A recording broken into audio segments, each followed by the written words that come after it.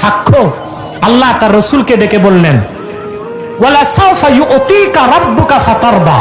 মুহাম্মদ সাল্লাল্লাহু আলাইহি সাল্লাম, আল্লাহ আপনাকে এই দুনিয়ায় যে আসবাব, রাফআত, শ্রেষ্ঠত্ব, মাহাত্ম্য দিয়েছেন তা তো ভাষায় প্রকাশ করার ক্ষমতা মানব জাতির নাই। তবে আখেরাতে আল্লাহ যেটা আপনাকে দিবেন তা চিন্তাও করতে পারবে না কেউ। ও চিরেই আল্লাহ আখেরাতে এত নেয়ামত আপনাকে দিবেন যে আপনি রাজি হয়ে যাবেন। ফাতারদা, এত নেয়ামত দিবেন আপনাকে, আপনি রাজি হয়ে যাবেন। চিন্তা করেন, আখেরাতে সব নবীদের চেষ্টা থাকবে আল্লাহকে রাজি করা, আর আল্লাহর চেষ্টা থাকবে তার হাবিবকে রাজি করা।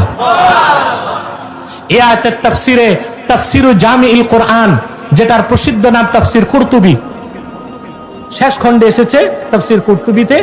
ইবনে আব্বাস রাদিয়াল্লাহু তাআলা আনহুমা তাফসির করেছেন, আল্লাহ তাআলা তার হাবিবকে জান্নাতুল ফেরদাউসে 1000 প্রাসাদ দিবেন। তারপর আল্লাহ হাবিবকে ডেকে জিজ্ঞেস করবেন জান্নাতুল ফেরদাউসে, ইয়া মুহাম্মদ হাল রাদিতা, হাবিব আখিরাতে এত নেয়ামত আপনাকে দিয়েছি, কাউকে দেই নাই।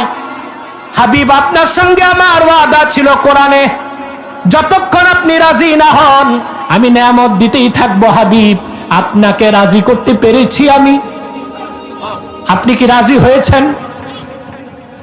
হাদিস সাক্ষী, আল্লাহর হাবিব ডেকে বলবেন, মালিক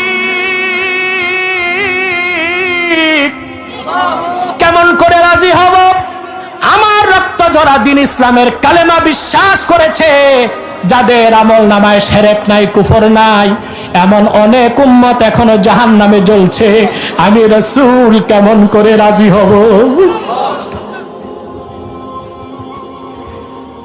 আল্লাহ মালিক ফেরেশতাকে ডেকে বলবেন, রে মালিক, জাহান্নামের সবগুলো দরজা খুলে দাও, আর দেখো আমার হাবিবের উম্মত কারা আছে। হাবিবের সঙ্গে আমার ওয়াদা, ওনাকে রাজি করব। আমার হাবিবের আর একজন ইমানদার উম্মতকে জাহান্নামে আর 1 সেকেন্ডও রাখবো না।